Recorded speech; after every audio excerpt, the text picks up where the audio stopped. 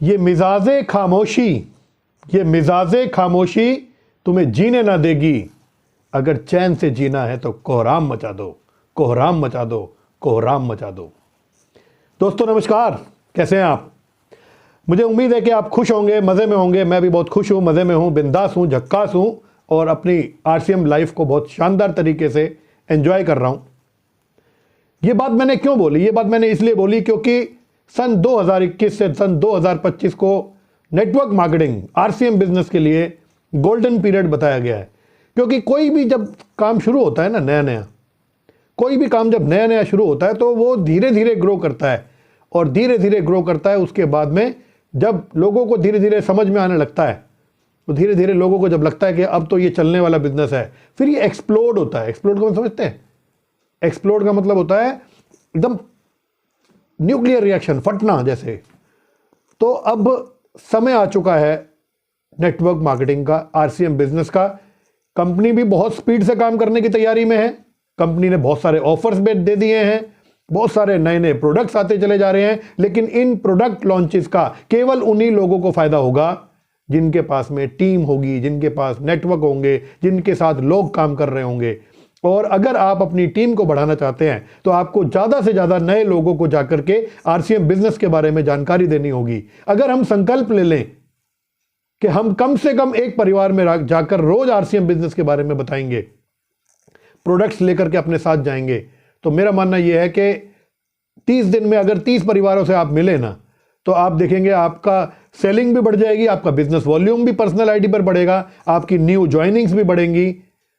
और जब आपकी न्यू ज्वाइनिंग बढ़ेंगी और उन्हें अगर सही तरीके से सिस्टम से अटैच कर दिया जाए, तो फिर वो आगे अपना अपना खुद काम करने लगेंगे। जैसा कि आरसीएम प्राण गीत में बोला ही गया है, सब काम करें अपना अपना, खुद पूरा करें अपना सपना, कोई हाथ यहाँ ना फैले अब, जन स्वावलंबी बन जाएं सब, चोरी फरेब का नाम ना हो, कोई भी यहाँ बदनाम ना हो, ना कोई किसे गुमराह करे, सब सच्चे पथ के राही बने, आतंक ना हो अब जीवन में, सब प्रेम भाव रखे मन में, ना ऊंच नीच की बात करें, एक दूजे का सम्मान करें, हमें कोई जुदा ना कर पाए, सब भारतवासी कहलाएं, मजबूर नहीं हम महान बने, भारत माँ की हम शान बने, पूर्ण होगी सबकी आशा, यह आरसीएम की अभिलाषा।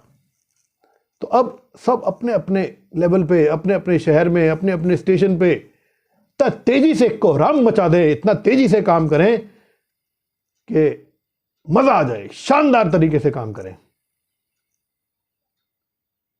तो हम बात कर रहे थे पार्ट 7 में कि गुरुदेव रामकिशन जी के साथ मैं दिनेश मोहन सर के घर जींद गया और जींद में बहुत कुछ वहाँ पर सीखने को मिला। सर के घर पे बहुत कुछ सीखा, बहुत एंजॉय किया, बहुत सारी बातें हुई, बहुत सारी एजुकेशन मिली, बहुत सारी नई नई टिप्स सीखे कैसे बिजनेस को ग्रो करना है। बड़ा मज़ा आ रहा था और बहुत खुश मैं अपने घर वापस आया। और घर पहुंचते पहुंचते रात के 12 बजे, और 12 बजे बड़ा एक्साइटेड जैसे ही घर में घुसा, जैसा मैं बता रहा था, मेरी वाइफ इंतज़ार कर रही थी, बड़े गुस्से में थी। और गलती उसकी भी नहीं है, वो दिक्कत ही ऐसी थी, उस दिन मैंने जोश जोश में अपना मोबाइल भी स्विच ऑफ कर दिया था। ये गलती मैंने की, आप मत करना। अगर पीछे आपका कोई इंतज़ार कर रहा है तो मोबाइल को स्विच ऑफ नहीं करना चाहिए, आप साइलेंट मोड में रख सकते हैं।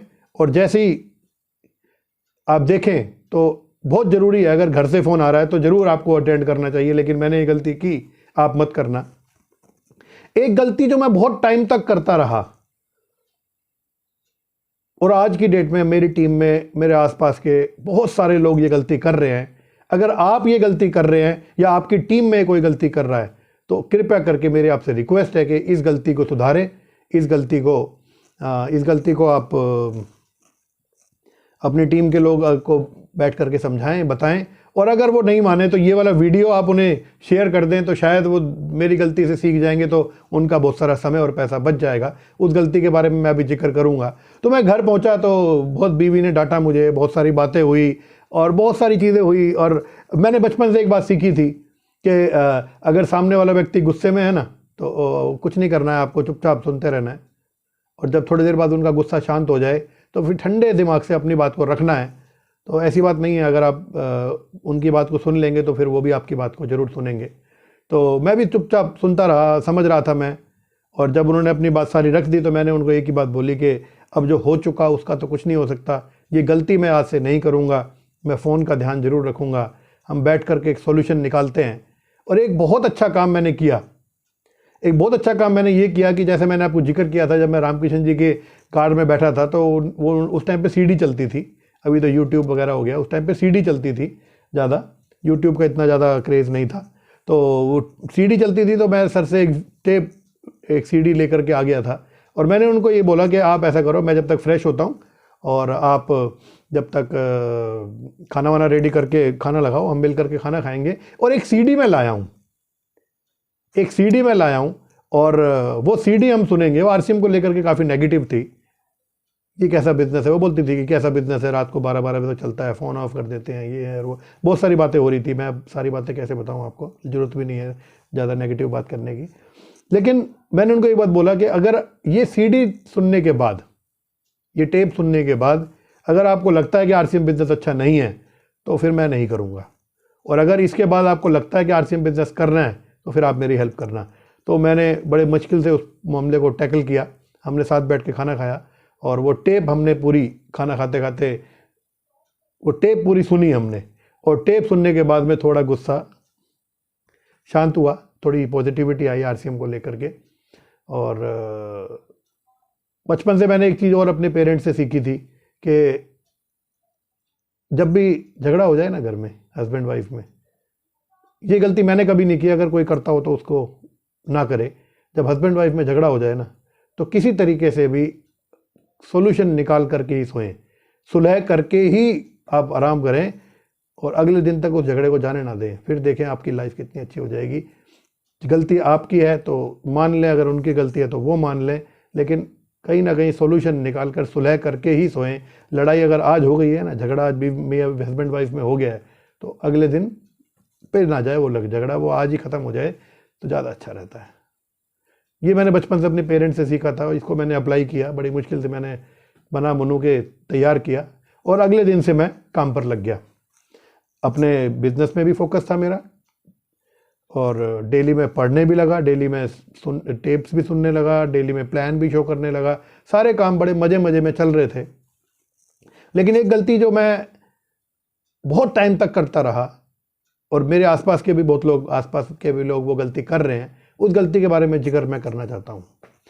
वो गलती क्या है? वो गलती ये है कि जब मैं आरसीएम बिजनेस को लेकर के पॉजिटिव हो गया, अपलाइन से मिलाया, बड़े बड़े अपलाइनों से जान पहचान करवा दी, कभी कभी उनसे बात भी होने लगी, हेमंत सर से भी बात चल रही थी, तो मुझे जब बताया गया तो मैं जो बुक रीडिंग है या फिर जो वीडियोस ऑडियोज हैं उनको मैं कभी सुनता था और कभी नहीं सुनता था।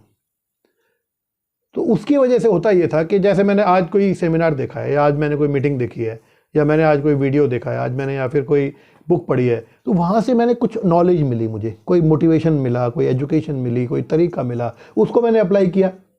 अब मैं क्या सोच रहा हूँ, मुझे क्या जरूरत है, मैं तो पॉजिटिव हूँ, मैं तो पॉजिटिव हूँ, मैं तो पॉजिटिव हूँ, ऐसे करके मुझे क्या जरूरत है। मैंने 10 दिन तक कोई वीडियो, कोई टेप, कोई ऑडियो, कोई मीटिंग, कुछ नहीं दिया। अब होता क्या है कि मुझे याद है गुरुदेव सतीश पंडित जी की एक वीडियो थी, उसमें उन्होंने एक बात बताई थी कि जो विजन रहता है ना कि आरसीएम बिजनेस को लेकर के आपका जो विजन है, आज आपने बड़ा प्रोग्राम देख लिया, जब आपने बड़ा प्रोग्राम देख लिया तो आपका विजन रहेगा कि यस बहुत बड़ा होने वाला है, बहुत बड़ा करूँगा। जैसे जैसे आप थोड़ा सा आगे बढ़ते हैं, थोड़े दिन में वो विजन लीक होता है, फिर एक्साइटमेंट कम हो जाता है, फिर जब अपलाइन से बात होती है ना फिर एकदम एक्साइटमेंट बढ़ जाता है, फिर कुछ दिन तक एक्साइटेड रहते हैं हम लोग, काम करते रहते हैं, लोगों को प्लान शो करते रहते हैं, फिर 4-5 लोग मना कर देते हैं, कोई कहता है कहाँ फंस गए, कोई कहता है कि फालतू के काम है, फिर उसके बाद में दोबारा विजन लीक हो जाता है। फिर अचानक कुछ दिन बाद किसी का फ़ोन आ जाता है, यार एक सेमिनार है वो देखेंगे, फिर सेमिनार देखने चले गए, फिर वहाँ से एक्साइटेड होकर के आ गए। तो वो बोलते हैं कि जिस रेशो में, जिस अनुपात में आपका विजन लीक हो रहा है, अगर आप उसी अनुपात में डेली डालते रहेंगे तो फिर क्या होगा, वो विजन का लेवल रहेगा और आप एक्साइटेड रहेंगे, रोज थोड़ा थोड़ा लगातार काम करते रहेंगे। तो एक व्यक्ति बोलता है मुझे बुक पढ़ने का टाइम नहीं है, एक व्यक्ति बोलता है मेरे पास टाइम, मुझे बुक पढ़ने से नींद आती है, एक व्यक्ति बोलता है टेप सुनने का टाइम नहीं है, कौन 1 घंटा बैठ करके टेप सुने। एक व्यक्ति अपनी अपलाइन को ही फ़ोन नहीं कर रहा, क्यों नहीं कर रहा फ़ोन, क्योंकि मेरी अपलाइन ने मुझे फ़ोन नहीं किया। जब वो ही फ़ोन नहीं कर रहा तो मुझे क्या जरूरत है। एक व्यक्ति कहता है मुझे सब आता है, मुझे जरूरत नहीं है अपलाइन की। एक व्यक्ति मीटिंग में पता है क्यों नहीं गया? वो इसलिए नहीं गया, ये सारी सच्ची बातें बता रहा हूं मैं आपको। एक व्यक्ति मीटिंग में इसलिए नहीं गया क्योंकि उसको स्पेशली इनवाइट नहीं किया गया। अरे भाई ऐसे मत करो, ये गलती मैंने बहुत टाइम तक की, मत करो। सिस्टम है बुक्स, टेप्स, फंक्शन, अपलाइन। इस सिस्टम को डेली बेसिस पे फॉलो करो। अपलाइन से 1-2 दिन 3 दिन के अंदर बात ना होना, अगर उनका फोन नहीं आए तो कर लो यार, कोई दिक्कत नहीं है। बुक पढ़ लो यार, कोई दिक्कत नहीं। मैं परसों एक टेप सुन रहा था, गुरुदेव सतीश सुरेंद्र बस जी का एक इंटरव्यू देख रहा था। बड़ी अच्छी बात एक लीडर ने बोली। ये बात कई साल पहले हमने भी पहले भी सुनी थी, लेकिन भूल जाते हैं ना हम लोग, लेकिन बार बार सुनने से याद रहती हैं। वो बोलते हैं कि 2 बहनें, एक का नाम है लक्ष्मी और एक का नाम है सरस्वती। आप लगे हो लक्ष्मी के पीछे, और वो लीडर बोलते हैं कि आप लक्ष्मी के पीछे मत लगो, आप सरस्वती के पीछे लग जाओ। जहां सरस्वती होगी लक्ष्मी अपने आप आएगी। आप समझे मेरी बात? अगर आप एजुकेशन लेने लग गए रेगुलर बेसिस पे, तो आपको आपकी इनकम, आपका जो पैसा आप कमाना चाहते हो, उसके लिए भागने की जरूरत नहीं पड़ेगी। जैसे जैसे आपकी योग्यता, आपकी पात्रता, आपकी कुशलता, आपकी स्किल्स डेवलप होंगी ना, आप बनेंगे मैग्नेट। और जब मैग्नेट रहता है ना, मैग्नेट जहां पर भी जाता है ना, लोग चिपकते हैं उसको। तो आपको डेली बेसिस पे लर्निंग मोड में रहना चाहिए, डेली करना चाहिए ये काम। ये गलती मैंने बहुत टाइम तक की, इसलिए शायद रिजल्ट भी मुझे लेट मिले, लेकिन आप इस गलती को मत करना। तो ये गुरुदेव सतीश पंडित जी को मैंने सुना, तो फिर मैं रेगुलर करने लगा। तो रेगुलर करने लगा तो मुझे भी रिजल्ट मिलने लगे, और अच्छे अच्छे लोग, बहुत सारे लोगों की मना होने के बाद में भी कुछ अच्छे लोग मुझे ज्वाइन होने शुरू हुए। मुझे भी 3-4 ऐसे साथी मिले जो बिल्कुल मेरी जैसी सोच के थे, और हमने मिलकर के काम करना शुरू किया। उसके बारे में मैं आगे आपसे बातचीत करूंगा। लेकिन एक और शानदार अपॉर्चुनिटी मुझे मिली, और जिस अपॉर्चुनिटी को मैंने लिया, उस अपॉर्चुनिटी के बारे में मैं आपको बताऊंगा। मैं बहुत खुशी से, बहुत एंजॉय करते हुए आरसीएम बिजनेस को सीख रहा था और कर रहा था। सीखना और करना साथ साथ चल रहा था। छोटी सी टीम मेरी भी बनी थी, 4-5 लोग ज्वाइन, तो बहुत सारे लोग हो चुके थे इन 6-7 महीनों में, 8 महीनों में। लेकिन 3-4-5 लोग मुझे भी ऐसे मिले जो ये कहते थे कि हाँ मुझे भी करना है। जो अब मैं मीटिंगों में जाता था तो मेरे साथ मेरी टीम के 2-3 लोग जाया करते थे। जो मैं बुक पढ़ता था, मैं उन्हें बताता था, तो वो भी पढ़ना शुरू कर दिया था उन्होंने भी प्लान दिखाना सीख लिया था, वो भी प्लान दिखाने लगे थे। वो भी अपना डायमंड क्लब या वो सारी जो भी उस टाइम चलता होगा, जो भी उस टाइम पे पात्रता होगी, वो अपनी जो भी फुलफिल करने लगे थे। तो अचानक एक दिन हेमंत सर का फिर से फोन आता है मेरे पास, और उन्होंने जो बात बताई थी, उस बात को लेकर के मैं कितना खुश हुआ मैं आपको बताऊंगा वो अगले पार्ट में, पार्ट 9 में। बड़ा लेकिन अच्छा था। तो बड़ा अच्छा लगा उस दिन जब हेमंत सर का फ़ोन आया। उन्होंने जिस इवेंट के बारे में मुझे बताया, वो इवेंट क्या था उसके बारे में हम पार्ट 9 में ही बात करेंगे। लेकिन वो लाइफ चेंजिंग था, मज़ा आ गया था। आरसीएम बिजनेस को लेकर के बहुत बड़ा विजन बनता चला जा रहा था, और छोटी छोटी टीम भी बनती चली जा रही थी। डेली सिस्टम से काम करना शुरू कर दिया था, तो रिजल्ट भी आने शुरू हो चुके थे। अब मैं मीटिंग में जाता था तो टाई लगा के जाता था, मीटिंग में जाता था तो ड्रेस कोड में ही जाता था। अभी डेली शेव भी होने लग गई थी। बहुत अच्छा चलने लगा था सब कुछ, बिल्कुल सिस्टम पे आ चुका था। मेरी अपलाइन मेरे बारे में अच्छा बोलने लगी थी कि ये ऐसा लीडर है जो कहना मानता है, जो सिस्टम से काम कर रहा है। एक अच्छा डाउनलाइन बन चुका था मैं, और एक अच्छा अपलाइन बनने की कोशिश कर रहा था। बड़ा अच्छा लग रहा था और अच्छा लग रहा है। तो इस एपिसोड में हमने जो गलती सीखी वो ये सीखी कि हमें डेली करना है। कभी करना कभी नहीं करना इस बिजनेस का कैंसर है। तो हम डेली बेसिस पे इसको करेंगे तो जरूर हमें रिजल्ट मिलेंगे। तो आज हम इतनी बात करते हैं, और अगला इवेंट क्या था उसके बारे में हम पार्ट 9 में बात करेंगे। जय हिंद, नमस्ते, जय आरसीएम।